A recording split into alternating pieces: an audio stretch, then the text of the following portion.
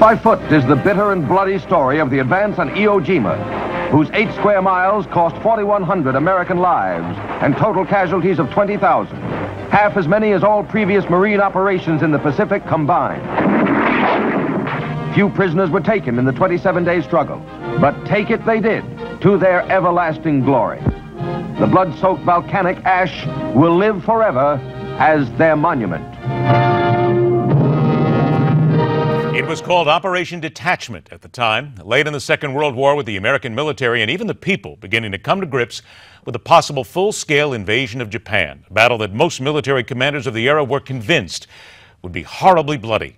Then along came the Battle of Iwo Jima, 70 years ago this week, and one picture that motivated a nation. Let's welcome back to MidPoint military historian and assistant professor at Rogers State University in Oklahoma, also author of Preparing for Victory, Thomas Holcomb in the Making of the Modern Marine Corps, 1936 to 1943. Dr. David Ulbrich joins us. Dr. Ulbrich, good to see you again. Thanks for joining us. Thank you, Ed, for having me. I'm looking forward to it. Pleasure. This is something that we've all seen. We've seen the picture. We've seen the monument. Yet I think we need to start out by the fact that this picture was not the first time this flag was raised, was it? No, it wasn't. It was actually the second flag raising. The first one occurred about 10:30 a.m. 70 years ago today, and it was just a much smaller flag, and it was decided that a large flag should be raised later on in the afternoon so that Marines all over the island, and the Japanese too, could see the flag. You might say it was a staged flag raising, but really it wasn't, because the island was not secure, and really Mount Suribachi wasn't really secure either. So all those 6 men, 5 Marines, and 1 corpsman were still definitely in danger during the second flag raising. Was it a snap judgment the first time they did it, or was it planned? The first time? Yes. I think it was. I think it was just something that the Marines would do, or soldiers for any nation would do, would be to try to raise the flag to send the message symbolically and for morale. So I think that's just what soldiers do. We saw that when the Reichstag was captured by the Soviets in World War II. They raised the flag and so on. When you talk about the men, there were 6 men who raised the flag. 3 were killed in combat on Iwo Jima the next day, and it was not a life of ease for all the men who survived, was it? No, it wasn't. The 3 men who survived went on to become heroes. A few weeks later, they end up going on a war bond drive. They become heroes. And one of them, Ira Hayes, a Native American, really did not handle that fame well. He ended up dying of alcohol abuse about 10 years later. With regard then to the fact that it's 70 years later, and I intimated this a little bit, this was something that we don't think about today, but this was at a point in the war where, isn't it not fair to say that had we not succeeded at Iwo Jima, things may have been very different on the Japanese mainland? It was the second to last stepping stone, the last being Okinawa. Certainly the capture of Iwo Jima was valuable. There was a radar there that was telling or warning the Japanese of incoming B-29s from the Marianas. There was also, a significant number of Japanese soldiers there. I think it might have slowed down the inevitable for a few months if the United States had not captured it. But I think from the Japanese side, there was kind of a resigned, almost defeatist attitude about Iwo Jima. Lieutenant General Tadamichi Kuribayashi, the commander there, basically ordered his soldiers to try to kill 10 Americans before they themselves were killed. So I think they're trying to slow down the Americans and also send a message that the closer the Americans get to the Japanese home islands, the more American deaths would occur. When we look at what happened here, 7,000 Americans killed. This, only a few seconds left before we take a break, but this was stunning to Americans back home, wasn't it? It was. If you add in the 20,000 that were wounded, roughly 26 or 27,000 were killed or wounded. That's more casualties than the Japanese suffered at about 20,000 killed and wounded. So yeah, it was shocking. It was a harbinger of things to come. Well, let's go ahead and we'll take a break here and come back. Please stand by. Short pause. Let's look at the versions of the Iwo Jima battle that have left an indelible mark on our memories because, quite frankly, Hollywood has always been involved in this, and there's a few historical paddings here and there, but which one maybe comes the closest? Something interesting to talk about the day after the Oscars. We'll be back to do that right here on MidPoint.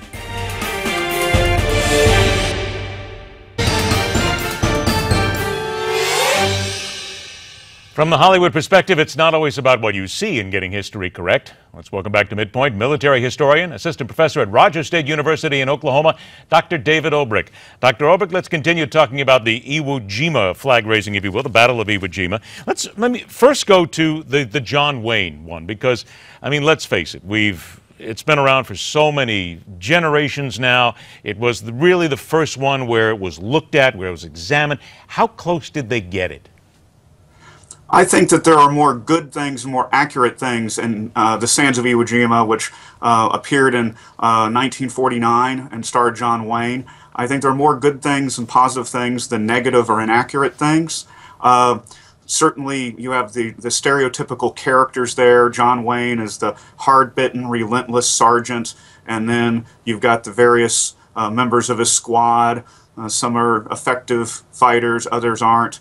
But I think what is most impressive about that is that the director, Alan Dwan, blends some of the actual footage from combat on Iwo Jima into the movie, and so I think that helps to add to the realism of the experience. Isn't it fair to say, though, that certainly was a little bit of a propaganda film? Because, and I don't use that in a negative sense, because John Wayne was very pro-military, and if you look at it, it was a very pro-American film. Later films did look at both sides. We'll get to that in a moment. But it was really a film made for people to feel good about America. Oh, certainly. Yeah, there's certainly a pro-American patriotic spin to it, and there's kind of there's a redemption aspect of one of the characters, and of course Sergeant Stryker, John Wayne's character, ends up getting killed by a sniper in the last couple of minutes of the movie, so that's kind of sad and poignant. But oh yeah, there's definitely a feel-good experience about that, and it would have played very well with the people who had been at home during the war, especially. What about Sands of Iwo Jima that came out years later? It was part of a two-film presentation from Clint Eastwood. Flags of Our Fathers was on the other side. I'm sorry, but Sands of Iwo Jima, we spoke about. Flags of Our Fathers is the one I wanted to speak about now, yeah. Where that was, it was very realistic, it was very gritty, and it did show a lot of what went on to the men who basically raised the flag. That was the first time I think a lot of Americans were exposed to that. Sure. It's based on James Bradley's book, best-selling book of the same title, Flags of Our Fathers, and I think Clint Eastwood did a magnificent job of directing that.